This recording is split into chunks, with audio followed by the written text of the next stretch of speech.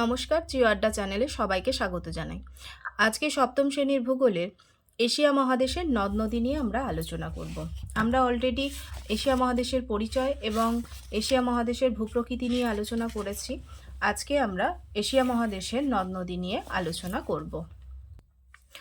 আজকের প্রথম প্রশ্ন দেখো, এশিয়ার উত্তরবাহিনী নদীগুলির গতিপথ ও বৈশিষ্ট্যগুলি লেখো।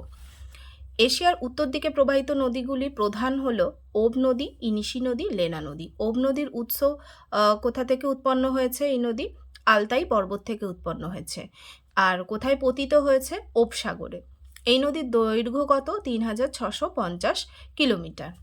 ইনিশি নদী সায়ান পর্বত থেকে উৎপন্ন হয়েছে। কোথায় মিলিত হয়েছে? ইনিশি উপসাগরে। ইনিশি নদীর দৈর্ঘ্য 5540 কিলোমিটার। লেনা নদী বৈকাল পর্বত থেকে উৎপন্ন হয়েছে আর পতিত হয়েছে ল্যাপটেভিক সাগরে। লেনা নদীর দৈর্ঘ্য 4270 কিলোমিটার। আচ্ছা, এবার দেখো উত্তর দিকে প্রবাহিত নদীগুলির বৈশিষ্ট্যগুলি কি। আচ্ছা, 1 নম্বর বৈশিষ্ট্য দেখো, এই নদীগুলির মোহনা উচ্চ অক্ষাংশের হিমমণ্ডলে অবস্থিত, তাই বছরের 8 থেকে 9 মাস বরফে ঢাকা থাকে। এই নদীগুলি বরফ গলা জলে পুষ্ট। নেক্সট দেখো, এই নদীগুলির মধ্যে এশিয়ার পার্বত্য অঞ্চল থেকে উৎপন্ন হয়ে ভূভাগের ঢাল বরাবর উত্তরের সমভূমির ওপর দিয়ে প্রবাহিত হয়ে সুমেরু মহাসাগর ও তার সংলগ্ন উপসাগরগুলিতে মিলিত হয়েছে। দেখো নেক্সট পয়েন্ট, শরৎ ও বসন্তকালে পার্বত্য অঞ্চলে বেশি বৃষ্টির ফলে জল নদীর, এখানে বৃষ্টির ফলে জল নদীর মোহনায় বরফের ধাক্কা পেয়ে বন্যার সৃষ্টি করে। নদীগুলি যাতায়াতের অনুপযোগী। নদী উপত্যকা জনবিরল। নদী অববাহিকায় একাধিক জলাশয় দেখা যায়। নেক্সট পয়েন্ট দেখো, নদীর অববাহিকা অঞ্চল জলময় হওয়ার জন্য কৃষিকাজ বিশেষ হয় না। আচ্ছা, নেক্সট প্রশ্নতে চলে যাব। এশিয়ার উত্তরবাহিনী নদীগুলিতে প্রায়ই বন্যা হয় কেন? দেখো, এশিয়ার উত্তরবাহিনী নদীগুলির মধ্যে ইনিশি ও লেনা উল্লেখযোগ্য। এই নদীগুলি বন্যাপ্রবণ এবং এই নদীগুলিতে বছরে 2 বার বন্যা হয়। এর কারণগুলি দেখো নিম্নরূপ।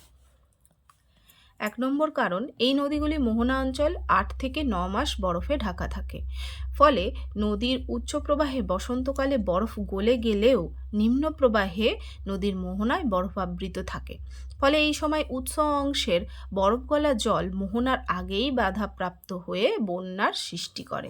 দেখো 2 নম্বর পয়েন্ট, শরৎকালে নদীর মোহনা অঞ্চলে জল জমে বরফে পরিণত হয় এবং উৎস অঞ্চল থেকে আগত বৃষ্টির জল মোহনায় বরফে বাধা পেয়ে বন্যার সৃষ্টি হয়। দেখো নেক্সট প্রশ্ন, এশিয়ার উত্তরবাহিনী নদী অববাহিকা জনবিরল কেন? দেখো, সাইবেরিয়ার বিস্তীর্ণ সমভূমি অঞ্চলের ওপর দিয়ে প্রবাহিত এশিয়ার উত্তরবাহিনী নদীগুলির অববাহিকা যথেষ্ট জনবিরল। কারণ কি? দেখো, প্রচণ্ড ঠান্ডা, তাই তো। দেখো ম্যাপটা দেখলেই ভালো করে পরিষ্কার হয়ে যাবে তোমাদের। একেবারে দেখো সুমেরু মহাসাগর। এই উত্তরবাহিনী নদীগুলি এই পৃথিবীর উচ্চ অক্ষাংশে অবস্থান করছে, সেই কারণে কিন্তু বেশিরভাগ সময়ই এখানে প্রচণ্ড ঠান্ডা থাকে। 8 থেকে 9 মাস কিন্তু এই অঞ্চল পুরো বরফে ঢাকা থাকে। দেখো প্রথম পয়েন্ট, প্রচণ্ড ঠান্ডা। এই নদী অববাহিকা অঞ্চল বছরে 8 থেকে 9 মাস বরফে ঢাকা থাকে, ফলে প্রবল ঠান্ডার জন্য এখানে জনবসতির ঘনত্ব কম। অনুর্বর ভূভাগ, এই অববাহিকার বিস্তীর্ণ অঞ্চল কিছুটা পাথুরে ও কাদা মিশ্রিত ও অনুর্বর হওয়ায় তা বসবাসযোগ্য নয়, তাই এখানে জনবসতির ঘনত্ব কম। দেখো নদীগুলির বন্যাপ্রবণ, অবশ্যই আমরা একটু আগে আলোচনা করলাম, নদীগুলির মোহনায় বছরের অধিকাংশ সময় বরফ জমে থাকে, ফলে জল নিষ্কাশিত হতে পারে না।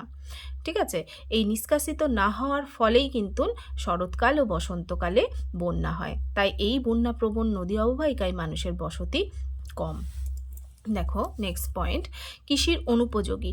এই অঞ্চল বছরের প্রায় বেশিরভাগ সময় বরফাবৃত থাকে এবং অঞ্চলটি বন্যাপ্রবণ হওয়ায় কৃষিকাজে তেমন উন্নতি হয়নি। দেখো নেক্সট পয়েন্ট, অনুন্নত পরিবহন। নদীগুলি যেমন নৌ পরিবহনে অযোগ্য, তেমনি অববাহিকা অঞ্চল অরণ্যাবৃত, বরফাবৃত ও বন্যাপ্রবণ হওয়ায় অন্যান্য পরিবহন ব্যবস্থাও তেমন বিকাশ লাভ করেনি, ফলে এই অঞ্চল অত্যন্ত জনবিরল। দেখো এছাড়াও এখানে ঘন অরণ্যের আবরণ রয়েছে, শিল্পের অভাব রয়েছে। উপরিউক্ত কনক্লুশনে আমরা কি বলতে পারি? উপরিউক্ত কারণগুলির জন্য এশিয়ার উত্তরবাহিনী নদী অববাহিকা জনবিরল। দেখো নেক্সট প্রশ্ন, ওব, ইনিশি ও লেনা নদী কোন দিক থেকে কোন দিকে প্রবাহিত হয়েছে? এটা তোমরা লিখবে দক্ষিণ থেকে উত্তরে প্রবাহিত হয়েছে। উত্তর দিকে প্রবাহিত নদীগুলির মধ্যে কোন নদীর দৈর্ঘ্য সবচেয়ে বেশি? ইনিশি নদীর দৈর্ঘ্য সবচেয়ে বেশি, 5540 কিলোমিটার। দেখো নেক্সট প্রশ্ন, দক্ষিণ দিকে প্রবাহিত নদীগুলির মধ্যে কোন নদীর দৈর্ঘ্য সবচেয়ে বেশি? মেকং নদীর দৈর্ঘ্য সবচেয়ে বেশি, দেখো দৈর্ঘ্যটা 4350 কিলোমিটার। দেখো 7 এল আরব কি? টাইগ্রিস ও ইউফ্রেটিস নদীর মিলিত প্রবাহের নাম 7 এল আরব। দেখো দক্ষিণ বাহিনী নদীগুলির মধ্যে উল্লেখযোগ্য নদীগুলো হলো, যেমন গঙ্গা নদী। গঙ্গা নদীর উৎপত্তিস্থল গঙ্গোত্রী হিমবাহ, কোথায় পতিত হয়েছে? বঙ্গোপসাগর। আচ্ছা, গঙ্গা নদীর দৈর্ঘ্য 2510 কিলোমিটার। দেখো ব্রহ্মপুত্র নদী তিব্বতের মানস সরোবরের কাছে চেমায়ং দুং হিমবাহ থেকে উৎপন্ন হয়েছে। আচ্ছা, পতিত হয়েছে বঙ্গোপসাগরে। এই নদীর দৈর্ঘ্য দেখো 2580 কিলোমিটার। সিন্ধু নদী তিব্বতের মানস সরবরাহ থেকে আচ্ছা আরব সাগরে পতিত হয়েছে। এর দৈর্ঘ্য দেখো 2880 কিলোমিটার। মেকং নদী কুয়েনলুন পর্বত থেকে উৎপন্ন হয়েছে আর পড়েছে দক্ষিণ চীন সাগরে। এর দৈর্ঘ্য 4350 কিমি। মেনান নদী দেখো সান মালভূমি থেকে উৎপন্ন হয়েছে, কোথায় পড়েছে? শ্যাম সাগরে পড়েছে। এই নদীর দৈর্ঘ্য দেখো 365 কিলোমিটার। ইরাবতী নদী ইউনান মালভূমি থেকে উৎপন্ন হয়েছে, কোথায় পতিত হয়েছে? মার্তাবান উপসাগরে। এই নদীর দৈর্ঘ্য দেখো 2090 কিলোমিটার। দেখো টাইগ্রিস ও ইউফ্রেটিস নদী, এটি আর্মেনীয় মালভূমির কুর্দিস্তান পর্বত থেকে উৎপন্ন হয়েছে, পতিত হয়েছে দেখো পারস্য উপসাগরে। এই নদী দুটির দৈর্ঘ্য, একটা নদীর দৈর্ঘ্য দেখো 1850 কিলোমিটার আর ইউফ্রেটিস নদী 2800 কিলোমিটার। নেক্সট প্রশ্ন, এশিয়ার দক্ষিণ বাহিনী নদীগুলির মধ্যে কোন নদীটি তিব্বতের মানস সরোবরের কাছ থেকে উৎপন্ন হয়ে বঙ্গোপসাগরে পড়েছে? ব্রহ্মপুত্র নদ।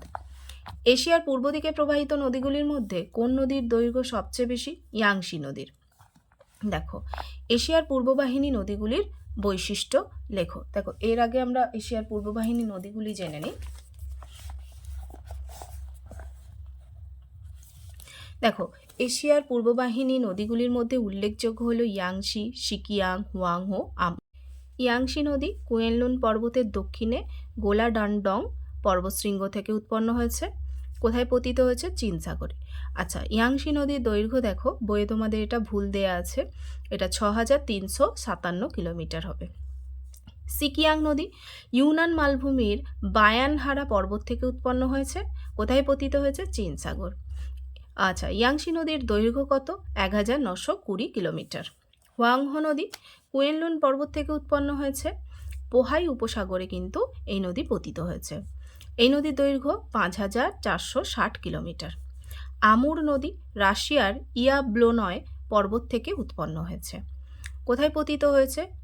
অখোটস্ক সাগরে পতিত হয়েছে। এই নদীর দৈর্ঘ্য কত? 4440 কিলোমিটার। এশিয়ার পূর্ববাহিনী নদীগুলির বৈশিষ্ট্য হলো, এই নদীগুলি মধ্য এশিয়ার পার্বত্য অঞ্চল থেকে উৎপন্ন হয়ে পূর্ব দিকে প্রবাহিত হয়েছে। পূর্ব হবে। আচ্ছা নেক্সট পয়েন্ট দেখো, এই নদীগুলিতে সারা বছর জল থাকে, তাই এই নদীগুলি কিন্তু নিত্যবহ। এই নদীগুলি খরস্রোতা হয় এবং পার্বত্য অংশে নদীর গতিপথে গভীর গিরিখাত সৃষ্টি হয়। আচ্ছা, বর্ষাকালে এই নদীগুলিতে বন্যা হয়। নেক্সট পয়েন্ট দেখো, নদী অববাহিকায় বিশাল সমভূমি সৃষ্টি হয়েছে, এই অববাহিকা অঞ্চলগুলি ঘন বসতিপূর্ণ।